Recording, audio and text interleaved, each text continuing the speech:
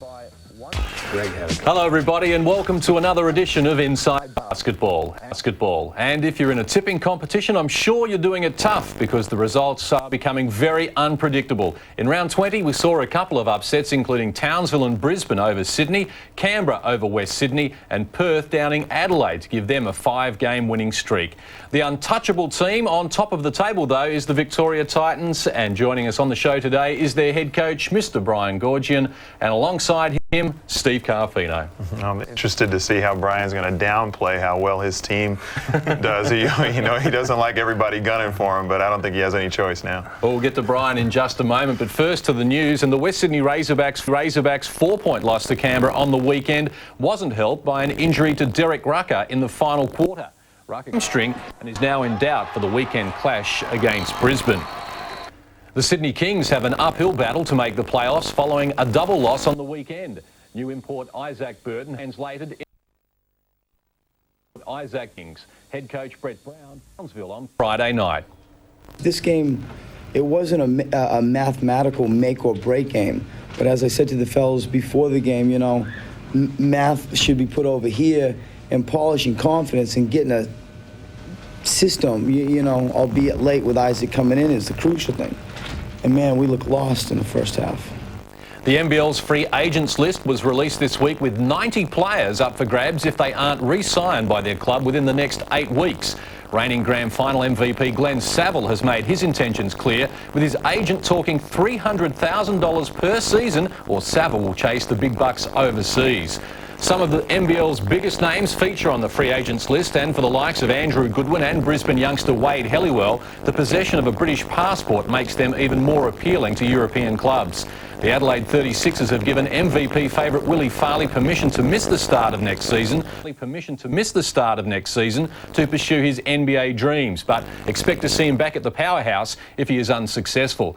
But with a salary cap of just over $1 million per team, anyone asking $300,000 per season appears to be pricing themselves out of the NBL market's capabilities.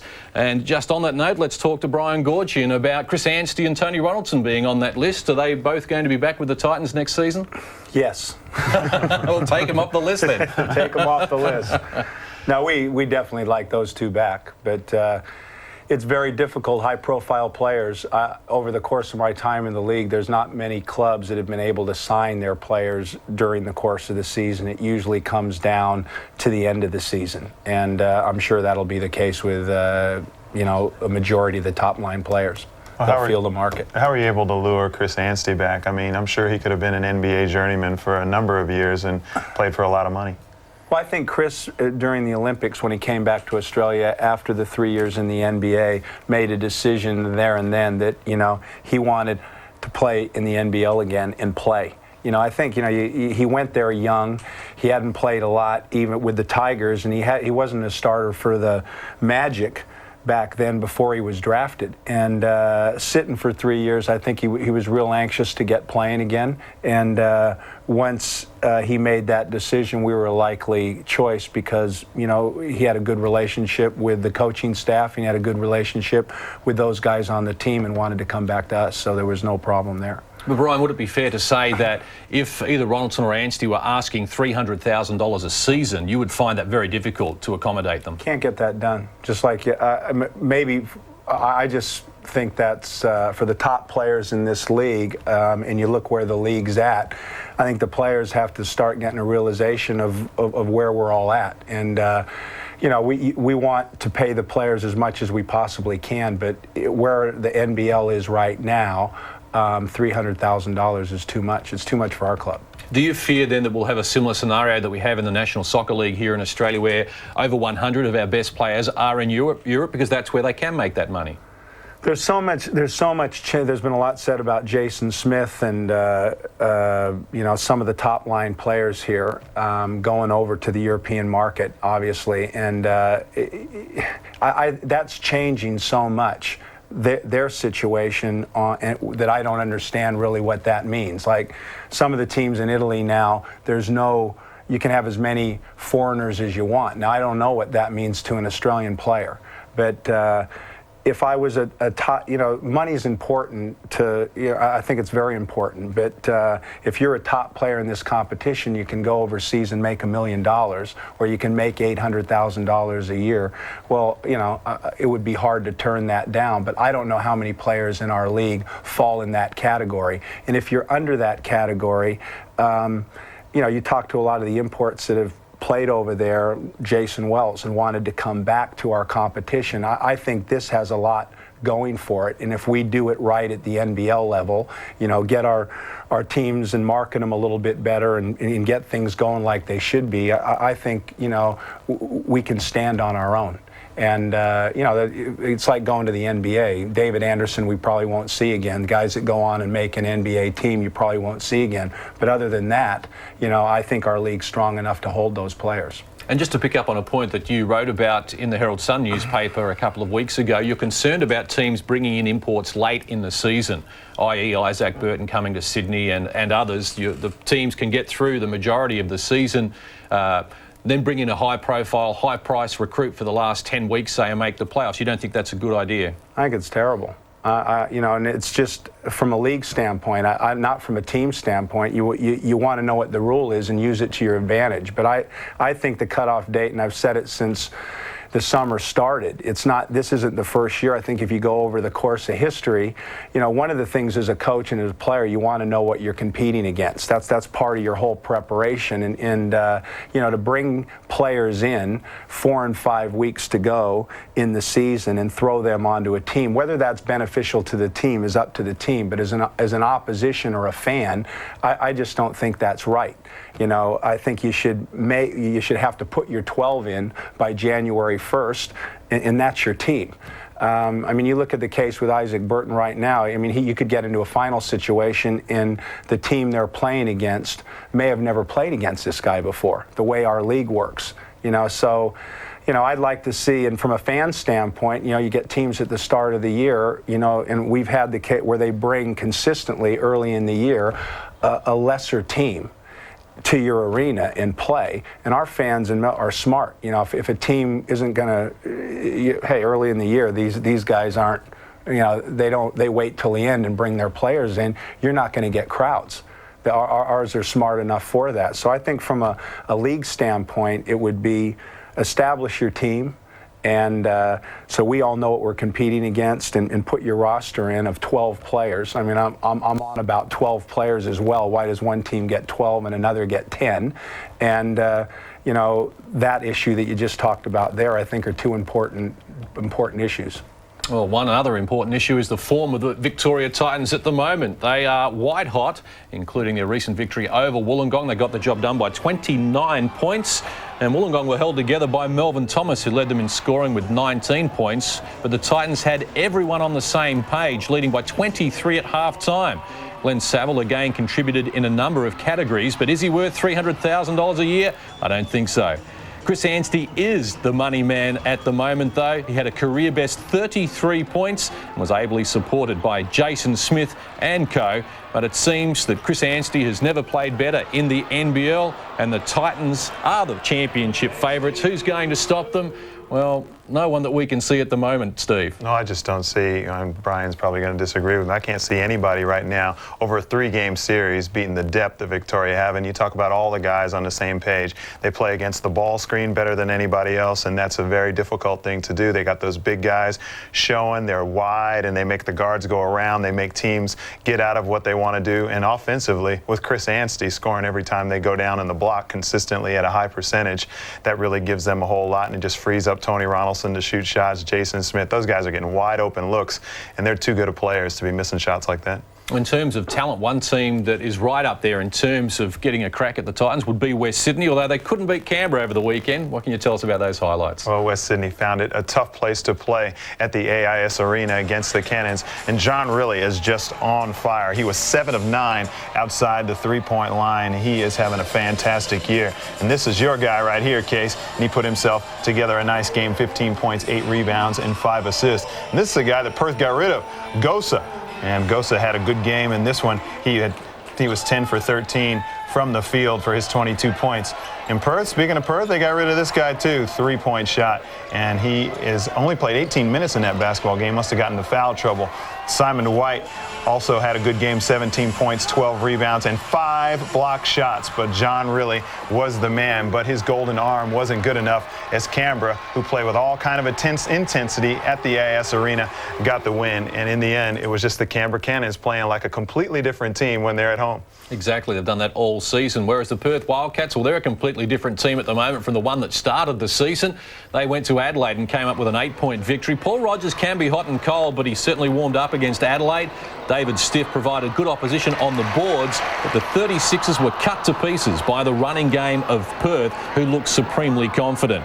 Brett Maher is always a danger from long range, but Ricky Grace was by far the best guard on the floor, helping himself to a season best of 34 points.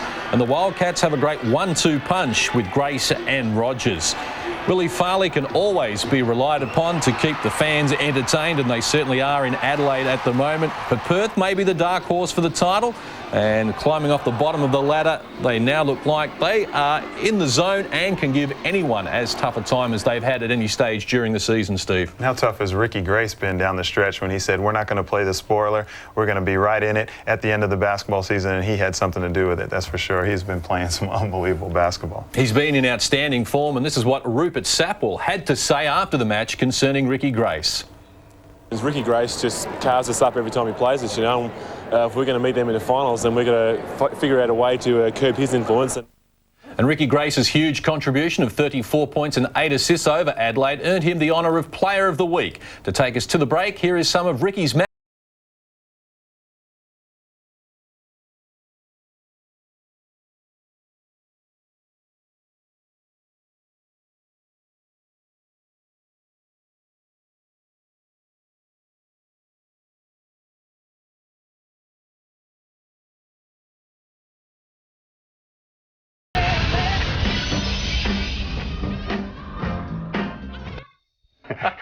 Mo walked by me, what's happening with that? You know, like a mad dog. I drank 8 Diet Cokes and 6 Cokes, and I was dry as a bone, and it was, yeah, that was a bad look. Tough times. It's certainly tough times at the moment for both the coaches of Townsville, Ian Stacker, and Sydney Kings boss Brett Brown, Steve. And here are the highlights from their match on the weekend. Well, this is a good start for the Sydney Kings. Shane Heel got it going early, got the first big score. Mike Kelly just drained them with his 3-point shots right there. He had 30 plus, and so did Rob Rose, getting them to trickle in, and he started off slow. He had a cork thigh, and he didn't get it going until later. Isaac Burton was tough. He dropped 30 in this basketball game, and he was about the lone gun there in the second half for the Sydney Kings. Mike Kelly with a big 3. And in the end, it was just Townsville with the big 3 scoring big numbers right there. Those guys combined for 91 points. And talk about Andrew Goodwin, Robert Rose, and Mike Kelly. And Brian, you brought Robert Rose to Australia, won a championship with him as well. Did you expect that he would be able to maintain such a high level over the longevity that he's done here in Australia? Well, I didn't think Rob would be here this long. You know, when he came over and he arrived, he said, I'm coming for the season to do a job, and then I'm back. And he fell in love with Australia, and you know, has turned out to be maybe definitely one of the top 5 imports ever to come out here. And when you look at him, his mentality and his body type lead to a guy that can play for a long time. He's super competitive, and he's got that body like a Leroy Loggins that can play for a long time. He's certainly been one of the all-time greats, that's for sure. Melbourne Tigers have a couple that fit into that category as well, and their victory over Cairns on the weekend is going to help their playoff hopes. Without Gaze still, they rely heavily on Mark Bradke, and he can shoulder only so much of the load. Cairns have the athletic Jason Wells to call on whenever they need points, whereas Melbourne's offence can be a little predictable at times, usually always involving Copeland and or Mark Bradke. Leonard Copeland continuously found a way around or over, even past the Cairns defence, while Anthony Stewart kept the home fans interested in another big crowd there, and they certainly had lots to cheer about. But it was the old firm who pulled the Tigers away to a much-needed victory and they'll be even tougher when Andrew returns, and I'm sure the Tigers would like to see him back pretty quickly as well, Steve. Oh, they sure would, but they're really executing their stuff even without Andrew. All those guys are so used to that system. You see Leonard Copeland getting backdoor cuts and starting to score, not just on tough shots as we saw in some of the highlights, but he's starting to get a couple of those easy baskets due to the system of their offense. Just on the highlights that we saw that have been provided to us, Melbourne looked as good as they have since Andrew went down, and obviously they are going to improve in these matches, Brian. Well, they've got, as Steve said, they've got a system in place that all those kids know, and they've still got 3 focal points that can score. So, and they run their system, and they get those balls, they get the ball to those guys where they want it. And if they play the defense they're playing, which I think has gone up a clog, they've been in every game, and they're going to get better and used to playing without Andrew. And I think they're going to make the 6. Well, I think they'll get there as well. But will the Sydney Kings get there? Well, they couldn't get past Brisbane on the weekend, beaten by 8 points, Steve. A tough loss for the Sydney Kings. But Randy Rutherford from deep there, he had 32 points at 61% from the field. Shane Heal with the responding 3 for the Sydney Kings, but their backcourt couldn't get it going. The front court got it going for Brisbane, and that man right there, Bobby Branden, he was just wheeling and dealing around any of the Sydney Kings big men. He was tough in that basketball game.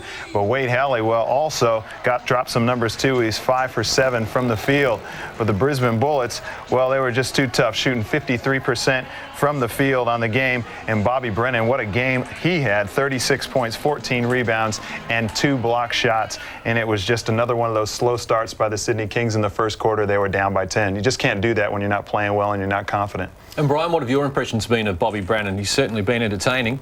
I think he's a good player. You know, he plays good defense. He runs the floor well, and he has the capability of putting a game together like that. I don't think his 3-point shot was something that was part of his game at Cincinnati. It's something that's going to evolve over here. So you never know. And I think in that game, I think he hit 5 of them. He got the low post game going. So now you got a guy that's scoring, and he does those other aspects of the game. A lot of the new imports don't. He bangs the boards and plays good defense. So when he's going like that, he's the whole package, and he makes him competitive with anybody. The Bullets would certainly like to hold on to him. Let's look at the NBL ladder as it stands at the moment, and Victoria in white at the top because they have grabbed a playoff spot. They will now finish in the top 6 guaranteed, and Cairns cannot make it. They are mathematically out of the equation, but everything in the middle there, well, it is very tough indeed. Adelaide second, Wollongong third, and they are both stalling at the moment. Perth are the team on the move outside of Victoria. They've won 5 in a row, and the Sydney Kings have now lost their last 6 matches in a row, which is a big problem for them. West Sydney,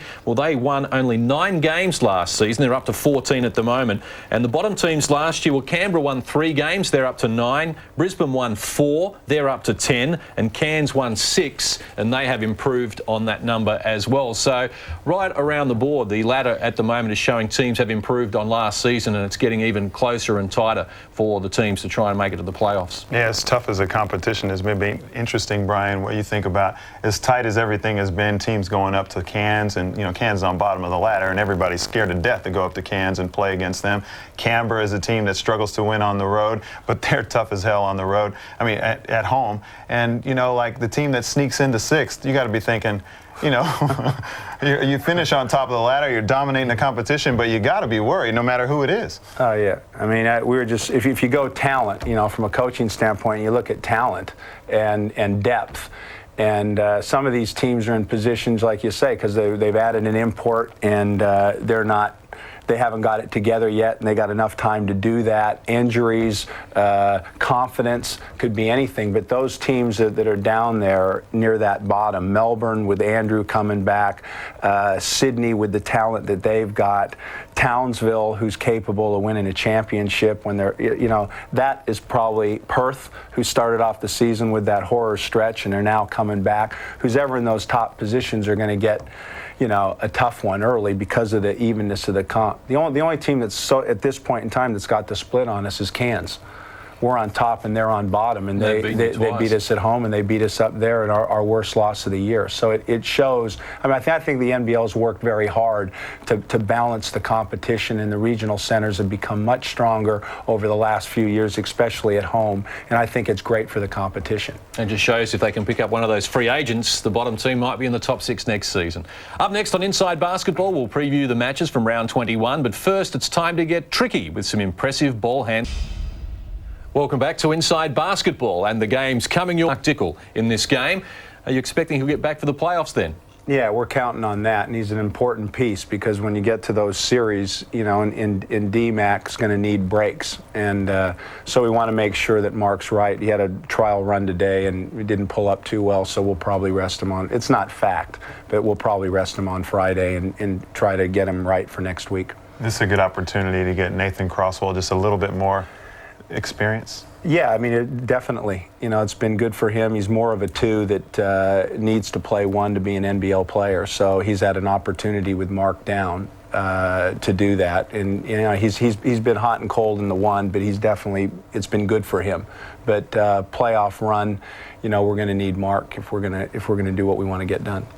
After that, the Cannons have to head to Sydney to tackle the Kings, who are desperate to try and get their playoff hopes back on track. And Canberra could equal the NBL record for the most losses in a row on the road at the moment. Steve, it's just extraordinary, their Jekyll and Hyde performances. I can't understand it. With the energy that they play, the intensity that they play with at the AIS Arena, they go out there, and it's not so much about they have to shoot the basketball well to win there. They get it done with the defensive intensity that allows them to get some basketballs and transition on the break and get some easy shots. I just can't understand why they can't translate that to play on the road. Brian, have you any solutions for the Canberra Cannons? What have you done in the past when your teams have struggled on the road? Do you want to give that up? Yeah, our day to day, you know, I try from our standpoint of when you're talking about us is not whether you're on a 12-game winning streak or you're on a 10-game losing streak. Just keep doing what you're doing and not go with the highs and lows of the thing. You know, it's like a ship on the water. You just got to stay and stick to your routine, and you know, hopefully you'll pull out of it. I don't like to focus on something like that. From the Canberra standpoint, just in playing them this year, I think they're getting closer on the road, and maybe, you know, history is one thing, but this particular team, it's new, and they've made some changes, and I don't know about you guys, but as far as a team to watch, you know, I really enjoy them. I think they're athletic, and they're, you know, when Canberra came old school last 2 or 3 years, you know, they've been a hard team to promote in Victoria, just flat out. But this team, I think Cal's put together an exciting team, and with his son running it, you know, I think he's one of the best, obviously one of the best point guards in the competition, and I think they'll get over that hump soon. And if he can keep this team together and build on it, I think it's a Cal Bruton team, and it's going to be tough road and home. Yeah, they certainly play an exciting brand of basketball, as do the Adelaide 36ers and the Melbourne Tigers. Their matches are always up-tempo, and this one with Adelaide second at the moment and Melbourne clinging to a spot in the 6th, Steve, it should be a good one. Well, this is a matchup that always seems to really bring out the firepower in the basketball game. Both of these teams like to get up and down. Both of the teams can really turn it around on the defensive end, too, and kind of turn it up a couple of notches. Both teams very underrated on the defensive end of the floor, so it's always fun to watch these teams match up. Townsville against Perth is another match of vital importance in terms of the playoffs, and the form that Ricky Grace is in at the moment. Well, Sean Harvey may have some problems up there from Townsville trying to take care of Ricky. Well, they played an excellent basketball game, the Townsville Crocs did, against the Sydney Kings. Defensively, they were pretty tough, and they really shot the basketball well and had things going for them, as I'm sure they did against Wollongong when they blew them out by 49. But I think Townsville struggled to stop people, and I think that if Ricky Grace and the Perth Wildcats go there to really try and get it done, you know, they could have some success up there. That's a very difficult place to win. But Townsville's D in the second half was very poor against the Sydney Kings, allowed them to get back into the basketball game. And I think Perth, right now, with Ricky Grace as well as he's playing and them getting Paul Rogers involved, I think Perth is too good a team for them to come out and play poorly, a poor half of defense against a club like that. Well, another team are playing a spoiler's role, the Brisbane Bullets. They will host West Sydney, who are looking to protect their spot in the top 4 at the moment. But it's a tough gig up there, getting a win in Brisbane, Brian. Very difficult, you know, and I think they're a confidence team as well. They've gone in patches. When they win, they tend to get on a roll. And you know, the interesting with them, I was mentioning the rims. I find that, you know, it's a tough place to shoot the ball, and they are a perimeter shooting team. And really, they had a stage of the season where they just needed to win at home, and they would have been right here for a playoff spot, the Bullets. And they just lost those games at home and kind of fell in a hole. And now I think they've picked up. And so this game here, you know, especially if Derek is injured or has any problem there, Brisbane will cause them a lot of problems. And certainly the Cairns Taipans have created problems for Wollongong in the past, having one down at the sandpit, and that sort of, they haven't played too well since then, the Wollongong Hawks. Then Cairns, they are always difficult. Yeah, that's another one of those mysteries. This league has been just unbelievable as far as teams coming up and get surprise wins like that. That one surprised me because Wollongong usually play very well at home. They usually, get things going around on the defensive end of the floor. But, in those 4 losses, the word that I've heard from, players and coaches is that the defense is one thing that's let them down. And Matt Campbell said, the hunter is becoming the hunted. So, when you get up on top of the ladder, and Brian Goergen's teams, doesn't seem to really be bothered too much by it right now, but teams that have been on that top spot throughout the year have found it very difficult to stay up there, and Wollongong is a team that's finding it tough. And it's certainly a very stressful occupation being a head coach of an NBL team, as Brian Goergen can attest to. We've got some shots here of Brian. There he is, the current-looking Brian. Here is the former-looking Brian with the hair. And Brian, you now have this scenario where you, in a match, you're always playing with your head and the hair that was there. Is it a phantom feeling you have? My daughter and wife kill me on it. It's the you can't do. I've given up the battle, So I went with that, and it's when you're you got to do something, and usually it was grabbing the Coke, and that's leading to the mustache. So I'm trying to stay away from that. So you got that stubble, and it's a great feel.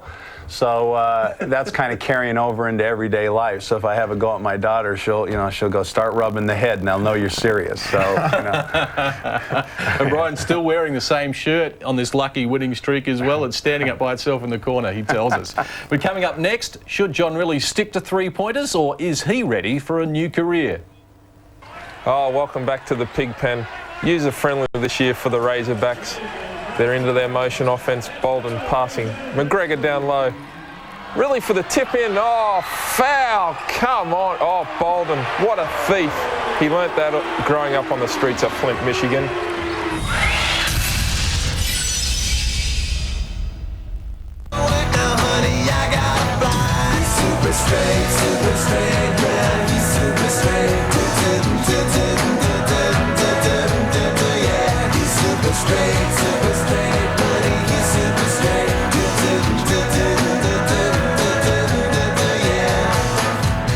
John Rillie there, popping threes like there's no tomorrow, but can he call a game? Well, John came into our studio last week and we gave him a shot at commentary, and this was the result. Crocs usually manufacture something pretty good out of this. Harvey. Oh, it's a John Casey party trick there from Harvey. Oh, nice pass to White, full court to Rillie. He's just running the floor terrific tonight. Here they are trying to get into the triangle offense. Oh, I'll just let the sound effects take care of that shot. Here we are, Razorbacks into their usual offense. Rucker will be looking to get up a shot for sure here anytime soon. Yeah, he calls for his favourite on-ball screen. Oh, Harvey read him like a cheap novel. Oh, handy. Oh, goody. Take it up strong on the short fella with no calf muscles. Handy felt like he should have got away with that call. And here we see the Crocs in transition, probably their best style of game. Reedy, oh, a juggling act, but he couldn't come up with the party trick. Do I sound like John Casey or what, folks?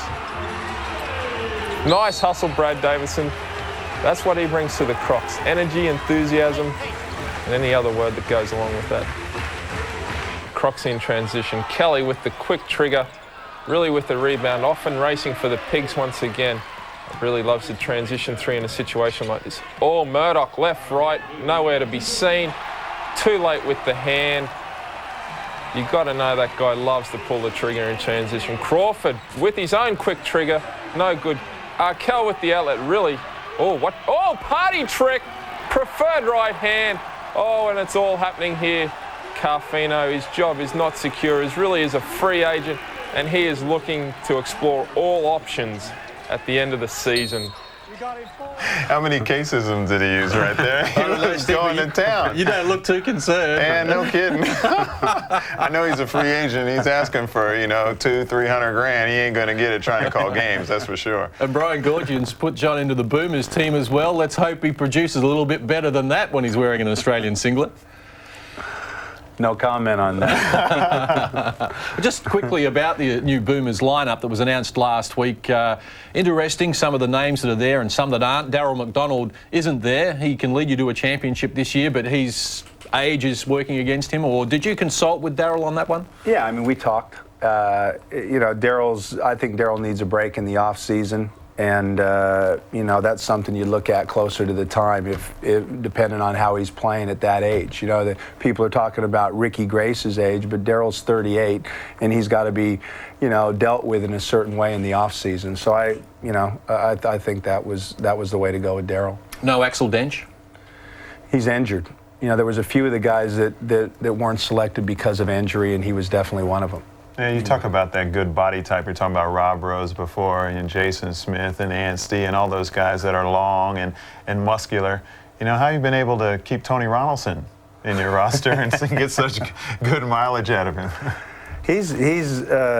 I think he's getting better. You know, yeah. I really do. I think he's getting better, and you know, he's unbelievably smart. You know, I just think he's a very smart player, and he's like a two guard in our offense. And you know, he's good size. He plays great defense. He's got international experience, and you know, it's like Frank Drimmick, a guy that's been left off the team before. The one that was selected to play New Zealand. And I think both of these guys, and it's something for the other guys that aren't a part of it, you can go two ways with it. Oh, I got ripped off, or hey, you know, I'm going to step up and make a statement. And I think Tony, you know, has stepped up. I think Frank has stepped up, and they definitely deserve a look. There were 4 or 5 players who missed out from the team that last played for Australia. Was it difficult to mould this team, or the 23 that you came up with? Not really. I mean, to be honest with you, if this is, you know, it's one of the things you think about when you the selection right away. Who are these guys going to be? And you can see that we selected 23, not 25, I felt that there was 3 or 4 young guys that I haven't seen. You know, a guy like David Anderson, you know, somebody that you've heard good things about that you want to see. The rest of them are guys that I feel that could legitimately make the team. I didn't want to bring in players that you know you're going to cut. And then, Derek Moore fits into that category? Yeah. Scott McGregor? Yeah. Yeah. You know, I don't think they're guys that there's bubble guys, and there are a few of the guys that you know, the ball's in their court. Here's the guys that we think that have a chance to make this team. They're not in that team. Ball's in your court. And everyone in the 23 at the moment you think can get to the next Olympic Games? Tony Ronaldson, i.e.? Our mindset in selecting the team was beating New Zealand. I mean, it's people keep talking about you know, the Olympic Games, but you know, I have a respect for the New Zealand team, and I think that's going to be our task, is to get there, and that's in just over a year's time. So we're trying to prepare and get a team this summer to play competition and get better in order to beat New Zealand to qualify. So that's what this selection's been about. Are you worried about Mark Dickel pinching some secrets from training and sending them back to the Kiwis? It's an interesting that it's worked out the way it has, but not at all. I mean, the Titans hat and our club is one thing, and he's been fantastic for it, and he's somebody excuse me, somebody we want to keep long term. And then the national thing it runs right. It runs right through. You know, when you're dealing with NBL coaches, when you're dealing with players, you know, there's the Titans hat and there's you know, the national team, and you know, this is a real exciting time for us, and you know, like I said, we're looking forward to it. I appreciate you being here to talk to us about it as well. But time now to take a look at the WNBL results from the weekend.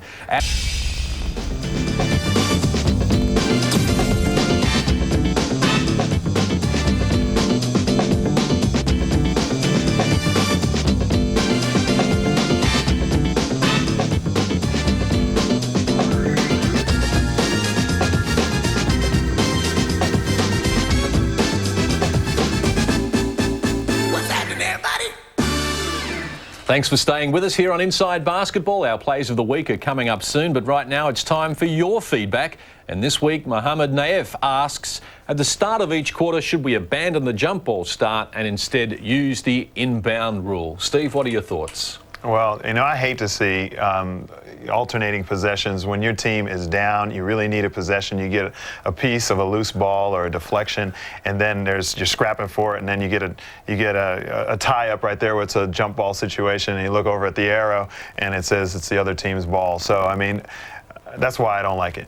The alternating possession. Just at the start of each quarter, Brian, you're of the opinion that it would be better to go alternating rather than have the referees throw the ball in the air, which you say they're not real good at. Yeah, I mean, do we got that Ching thing up there with the fine on me? You know, I don't need that in my life right now. Playoffs coming up, but I just, for the betterment of it, you know, it seems to be a difficult thing for the referees to do, and I know in the United States they move that way for that sole reason. It was not for the slowness of the game. It was the referees. It's difficult. The players are getting, you know, you get an Anstey jumping against a Bradkey, and you get a guy, you know, 5'1" throwing that ball up.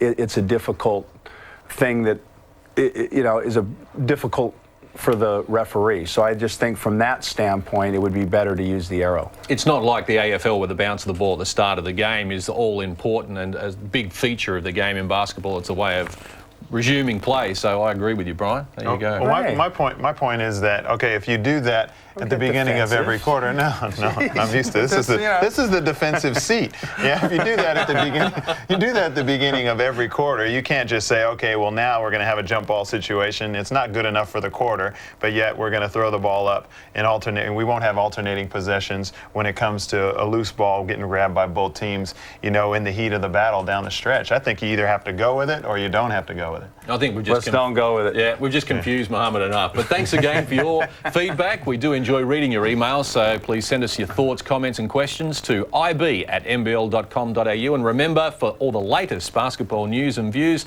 go to nbl.com.au.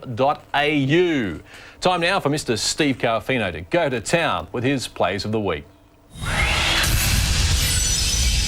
Well,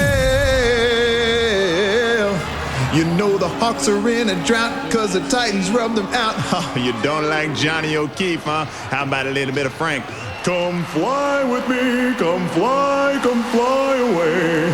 You don't like the classics? Well, you must like old school because Leonard Copeland goes backdoor on the Titans, you naughty boy. And Mark Bradkey likes to punish the young guys on the tip jam. Generation X Jason Wells goes upstairs on the old bastard. But the old bastard isn't done yet because Ben Knight's got something for him. Whenever you foul somebody, you don't want to let them get the three-point play. Oh, David gives him a stiffy. And the vanilla gorilla, Paul Rogers with the alley-oop from Andrew Vloff. Leonard Copeland says, 35 a game over career, I understand why, out of Andrew Gaze's textbook. But Chris Anstey and the Victoria Titans gave Wollongong 4 losses in a row. And Anstey dropped 33 and 14 in that game. Leonard Copeland says, get out of my way. This is my area. I'm Andrew Gaze's substitute, baby. Get me that 3 backdoors right in a row. Ebony, ivory, living together in harmony. I crack myself up. But the play of the week goes to Jamal Mosley on the spin move on Kane Riley Henderson. Let's see that one again. Spin, baby. Oh, where did you go? I'm going right here to give Steve Carfino his play of the week. I do crack myself up. Yeah. And Jamal Mosley, what a great addition he has been, and you generally get him in the Plays of the Week. That's right. He usually does something at the end of the game, and we have that towards the end of the highlights. You know, last week, it was a couple weeks ago, he was getting the singlet off of his nipples because it was irritating him, and that time a nice little spin move for a jam. Plays of the Week with Steve Carfino, always entertaining, and Steve's going to continue his list of teams who are out of the playoff hunt. That's right. Well, you know, this one breaks my heart. But and everybody will get a lot of joy in this around the country. But I think it's time for the Kings to go. Oh, my goodness. Just defensively, they just can't seem to stop anybody. And just it's a confidence game. I think you've had that one ready for a while. That one was coloured in, all inside the lines and everything. You had that in the bottom of the drawer for a couple of weeks, I think. Well, like, you know, we were witness to them losing to the Townsville Crocs, and then they went down and lost to Brisbane. And, you know, that was a must-win game for them. And with the way that they're playing defensively, they can't seem to stop anybody, especially in the middle. And then every team, especially at this point in the season, they make a run at you. And every time somebody makes a run at the Sydney Kings, you know, their shoulders are dropping and they don't seem to bounce back like every good team in the league. And I just don't think it's going to happen for them. And certainly the team to beat is the Victoria Titans. Brian, thanks very much for joining us on the program. Thanks for having me. No, I've enjoyed it. It's been great. And Steve, we'll see you again soon. All right, looking forward to it. Inside Basketball next week. We hope you can join us.